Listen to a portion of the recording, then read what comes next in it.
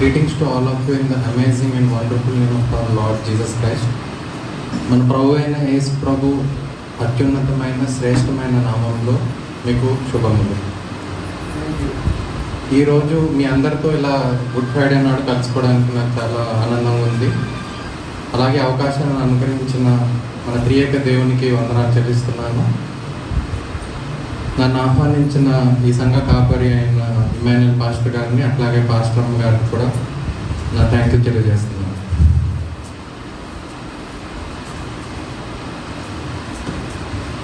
ఒక్కొక్కసారి నాకు చాలా అమేజింగ్గాను సర్ప్రైజింగ్గా అనిపిస్తుంది. ఎందుకంటే ఇప్పుడు దాదాపు 2000 ఇయర్స్ అయింది జీసస్ క్రైస్ట్ పలికిన చివరి 7 మాటలు. అది మనం ఈరోజు 2021లో ధ్యానం చేస్తున్నాం. ఎస్పెషల్లీ ఎవరైనా చివరి మాటలు పలికితే వాటికి చాలా ప్రాధాన్యత ఉంటుంది. ఎందుకంటే ఆ టైంలో ఎవరు ట్రివియల్ టాక్ కానీ లేకపోతే అన్నెసరీ టాక్ చేయరు. ఆ టైంలో we can know their heart, it reveals their heart. వారి హృదయము బయలుపరచబడుతుంది. సో కాబట్టి ఎవరైనా మాట్లాడిన చివరి మాటలకి అంత ప్రాధాన్యత ఉంది. అలాగే యేసు ప్రభు మాట్లాడిన ఈ చివరి 7 మాటలకు కూడా చాలా ప్రాధాన్యత ఉంది.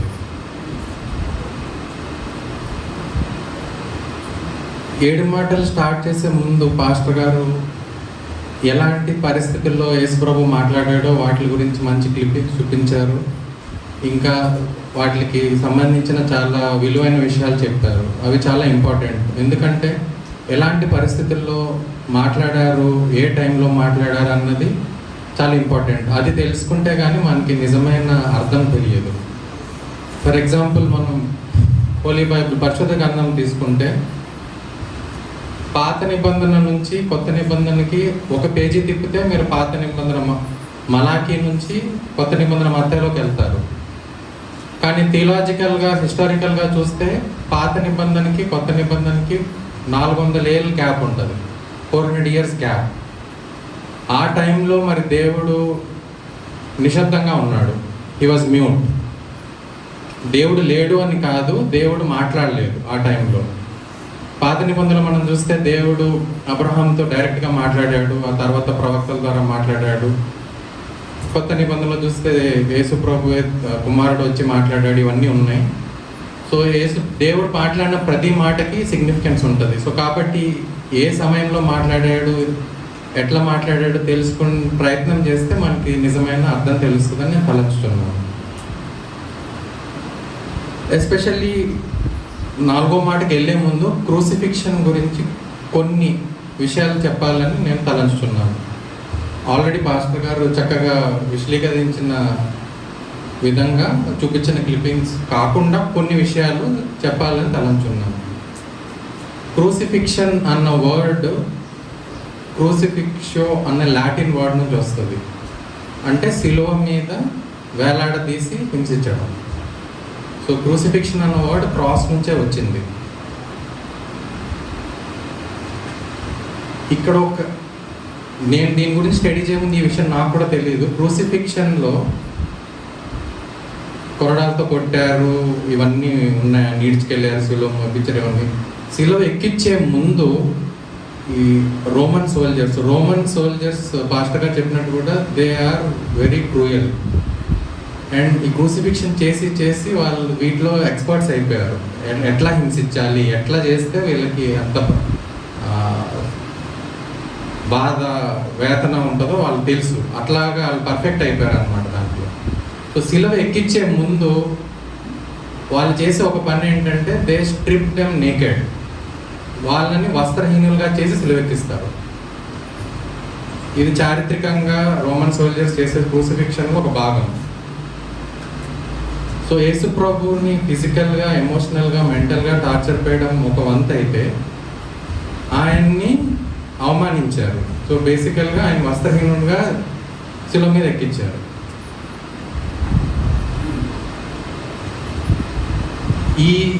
అంటే బేసిక్గా మనం ఎప్పుడు యేసుప్రభు శిలువ మీద చూస్తే ఆయనకు ఒక చిన్న లయన్ క్లాత్, చిన్న గుడ్డముక్క ఉంటుంది. కానీ ఇది స్పెయిన్లో క్యాథెడ్రల్ ఆఫ్ హోలీ ఫ్యామిలీ బార్సిలోనాలో ఒక పెద్ద చర్చ్ ఉంది క్యాథెడ్రల్. అక్కడ చర్చ్ సిగ్నిఫికెన్స్ ఏంటంటే అన్ని life size construction like sculptures లాగా ఉంటాయి, శిలా విగ్రహాల్లాగా. సో దాని వెస్ట్ డోర్ నుంచి వెళ్తున్నప్పుడు జీసస్ క్రైస్ట్ శిలువ మీద ఉన్న పెద్ద బొమ్మ ఉంటుంది. అక్కడ యాక్చువల్గా జీసస్ క్రైస్ట్ నేకెడ్గానే ఉంటుంది పిక్చర్. సో రియల్గా ఇట్లానే జరిగి ఉంటుంది మోస్ట్ ప్రాబ్లం, ఎందుకు క్రూసిఫిక్షన్లో ఇది బాగా. సో ఇది మనం దృష్టిలో పెట్టుకోవాలని నేను చెప్తున్నాను. అలాగే ఈ విషయం పాస్టర్ గారు కూడా చెప్పారు, క్రూసిఫిక్షన్ క్రాస్ మీద సిలువ అన్నది ఎంత స్లోగా టార్చర్ చేస్తూ చేయాలన్నది దాని ఎయిమ్. సో ప్రొలాంగ్ చేయాలి సఫరింగ్ డెత్ అని. సో హిస్టారికల్గా మనం చూస్తే సైంటిఫిక్గా చూసినా ఆన్ అన్ యావరేజ్ అది 2 రోజుల నుంచి 7 రోజులు 2 to 7 days వాళ్ళు సిలువ మీద ఉంటారు. లోపల వచ్చి జంతువులు వచ్చి పీక్కొని తినచ్చు, వల్చర్స్ రావచ్చు, గద్దలు వచ్చి పొడుచుకొని ఇవన్నీ జరగచ్చు. కానీ యేసు ప్రభు మనం చూస్తే పాస్టర్ గారు కూడా చెప్పినట్టు 9 నుంచి ఆ శుక్రవారం 9 నుంచి నెక్స్ట్ డే సబాత్ డే పాస్ఓవర్, దాని ముందు అందుకే వాళ్ళు తొందరగా ముగిచ్చేస్తారు 3 9 నుంచి 3 వరకు 3 o'clock. సో 9 to 12 దేవుడు మాట్లాడిన మొదటి 3 మాటలు, 12 to 3 మిగతా 3 మాటలు. ఇప్పుడు నేను మాట్లాడబోయే 4వ మాట. యేసు ప్రభు బేసిక్గా he was crucified, he was on the cross, he suffered on the cross for 6 hours. So ఇక్కడ ఒక చిన్న ప్రశ్న మీకు చెప్తాను, ఒక ఆలోచన. అది నేను 5వ మాట మాట్లాడినప్పుడు దానికి కంటిన్యూషన్గా మాట్లాడతాను. సో ఆన్ యావరేజ్ 2 రోజుల నుంచి 7 రోజులు ఉండవలసిన క్రూసిఫిక్షన్ యేసు ప్రభు కేసులో కేవలం 6 గంటలే ఎందుకు ఉంది అన్న ఒక ప్రశ్న, నాది ఒక ఆలోచన. సో మీ మైండ్లో పెట్టుకోండి. నేను 5వ మాట మాట్లాడినప్పుడు మళ్ళీ దాని గురించి కంటిన్యూషన్ మాట్లాడతాను. సో ఈ 4వ మాటలోకి ఎంటర్ అయ్యే ముందు పాస్టర్ గారు కూడా చెప్పినట్టు చీకటి కమ్ముకుంటుంది. 12 నుంచి డార్క్నెస్ వాజ్ దేర్. మరి ఎందుకు చీకటి 12 నుంచి 3 వరకు ఎందుకు చీకటి కమ్ముకుంది అని ఆలోచిస్తే, మరి యేసు ప్రభు పుట్టినప్పుడు నక్షత్రం వచ్చింది మనకు తెలుసు. So God is light. So చీకటి వచ్చింది అంటే అక్కడ దేవుడు లేడని అర్థం.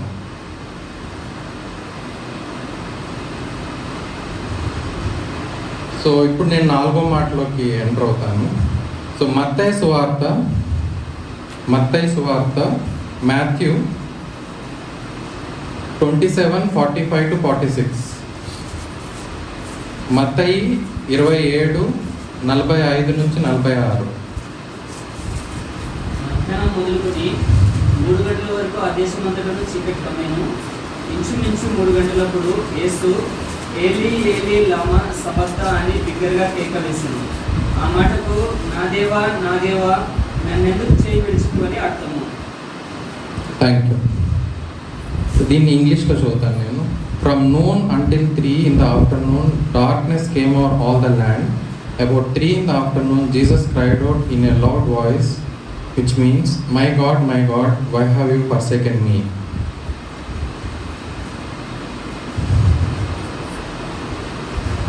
మరి తండ్రి, కుమార, పరిశుద్ధాత్మ, మన దేవుడు త్రియేక దేవుడు, father, son and holy spirit. ఇది అర్థం కావాలంటే ఒక సింపుల్ ఎనాలజీ చెప్పడానికి ట్రై చేస్తాను. ఫర్ ఎగ్జాంపుల్, మీ క్లోజ్ ఫ్రెండ్ ఎవరైనా ఉన్నారనుకోండి, సడన్గా మీ దగ్గరకు వచ్చేసేసి I have nothing to do with you, నేను నీకు సంబంధాలన్నీ తల్లిదండ్రులు చేసుకుంటాను, నేను మొహమే చూడని చెప్తే మనకి ఎట్లా అనిపిస్తుంది? మనకు చాలా బాధ అనిపిస్తుంది, ఇట్లా ఎందుకు అంటున్నాడు అని అనిపిస్తుంది, చాలా ఫీల్ అవుతాం. ఫ్రెండ్స్ చెప్తే, మన క్లోజ్ ఫ్రెండ్ చెప్తే అది కొంతవరకు ఉంటుంది. అదే మన క్లోజ్ ఫ్యామిలీ మెంబర్, మన స్పౌస్, మన వైఫ్ కానీ హస్బెండ్ కానీ లేకపోతే మన పిల్లలు, సన్ ఆర్ డాటర్ వచ్చి చెప్తే ఒక్క సడన్గా మనకి లోకం తలకిందులు అయిపోతుంది. ఎందుకు ఇట్లా మాట్లాడుతున్నారు, అసలు జీవించడం ఎందుకే అనిపిస్తుంది మనకి. మనం మహా అయితే జీవిస్తే మేము 100 ఏళ్ళు బతుకుతాము. సో ఈ టైంలోనే మనకి ఉన్న రిలేషన్షిప్ బట్టి మనం ఇంత బాండింగ్, ఆప్యాయత, అనురాగం అన్నీ పెంపొందించుకుంటాం. మరి తండ్రికి కుమారునికి, యేసు ప్రభుకి తండ్రికి ఉన్న రిలేషన్షిప్ ఈ లోకం స్టార్ట్ అవన ముందు నుంచి ఉంది. సో ఇక్కడ నేను జాన్ 1st chapter 1-2, మొదటి యోహాను 1-2 వచనములు.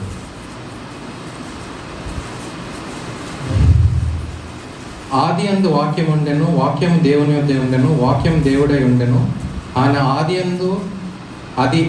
అందు దేవుని యొద్ద ఉండెను, సమస్తము ఆయన మూలంగా కలిగెను. So English, in the beginning was the word and the word was with God and the word was God, he was with God in the beginning. So ఇది మనందరికీ సుపరిచితమైన వాక్యమే. So word was with God and word was God and he was with God in the beginning. లోకం రూపం ఇంత ముందు నుంచి Jesus Christ దేవుడి దగ్గర ఉన్నారు. So this was the only instance దేవుడు యేసుప్రభుని విడిచిపెట్టాడు తండ్రి. He has forsaken him. మరి ఎందుకు తండ్రి కొడుకుని విడిచిపెట్టాడు యేసుప్రభుని అని మనం ప్రశ్న వేసుకుంటే, మరి దేవుడు గాడ్ ఈజ్ హోలీ, దేవుడు పరిశుద్ధుడు, ఈజ్ అబ్సల్యూట్లీ ప్యూర్. పాపము దేవుడి దరిదాపులకి రాలేదు. సో ఈ దేవుడు సిలువెక్కినప్పుడు మన లోక పాపములన్నీ ఆయన భుజాల మీద వేసుకున్నాడు. మరి అందుకే 12 o'clock నుంచి మనం డార్క్నెస్ చూస్తాం, ఎందుకంటే అక్కడ దేవుడు లేడు, దేవుడు విడిచిపెట్టాడు. God father has forsaken Jesus Christ.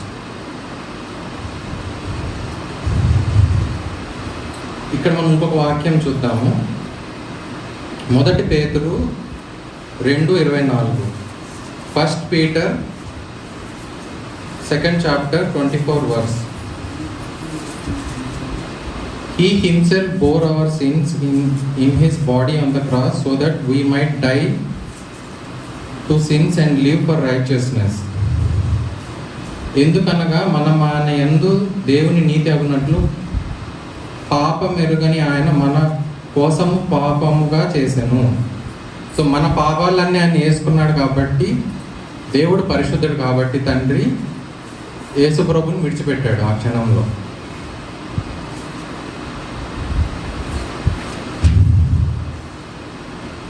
ఐదో మాట తర్వాత కంటిన్యూ చేస్తాను. ఒక చిన్న మాట చెప్పాలని నేను తలంచుతున్నాను ఇక్కడ. సో నేను చెప్పిన విధంగా ఈ 12 నుంచి మనం చూసినట్టు డార్క్నెస్ వస్తుంది. డార్క్నెస్ మోస్ట్లీ ఎక్లిప్స్ వస్తే జనరల్గా అదొక ఫ్యూ మినిట్సే ఉంటుంది, అది సైంటిఫిక్ రీజనింగ్ పాయింట్ ఆఫ్ లో చూసుకుంటే. సో డార్క్నెస్ 3 గంటలు ఉంది కాబట్టి మోస్ట్లీ ఒక థిక్ క్లౌడ్ కవర్ లాగా ఒక ఆకాశం. మనం ఒకసారి చూస్తే నల్ల మేఘాలు కమ్ముకుంటే అప్పుడే సాయంత్రం అయిపోయిందా రాత్రి అయిపోయిందా అనిపిస్తుంది, మధ్యాహ్నం కూడా. సో మోస్ట్ ప్రాబబ్లీ అట్లాంటివి జరుగుంటుంది అనుకుంటున్నాను నేను. ఆ తర్వాత కూడా మనం చూస్తే దేవుడు ఒంటరిగా ఉన్నాడు. ఇక్కడ 5వ మాటలకు వెళ్తే నేను తప్పికొంచున్నానని కూడా చెప్తాడు. ఈ 3 మాటలు మనం చూస్తే దేవుడు నరకంలో ఉన్నాడు అన్నది అర్థమవుతుంది. సో మన పాపాలు వేసుకొని దేవుడు మన నరకం నుంచి తప్పించాడు. అవన్నీ వేసుకున్నప్పుడు ఆ 3 గంటలు దేవుడు లిటరల్గా హీ హ్యాస్ గాన్ త్రూ హెల్. భూమి మీద మన కోసం నరకయాతన అనుభవించాడు. మెంటల్గా తండ్రి పర్సేక్ చేశాడు, ఆయన విడనాడాడు. సో ఆ సిచ్యువేషన్ నుంచి దేవుడు వెళ్తా ఉన్నాడు. 4వ మాట మాట్లాడేటప్పుడు అది జరుగుతుంది. సో ఇక్కడ నేను బ్రేక్ చేస్తాను, మిగతాది 5వ మాట కంటిన్యూ చేస్తాను. Thank you. Thank you brother. So 5వ మాట వెళ్ళక ముందు ఒక చిన్న క్లిప్పింగ్ చూద్దామండి. లైట్స్ ఆఫ్ చేద్దాం.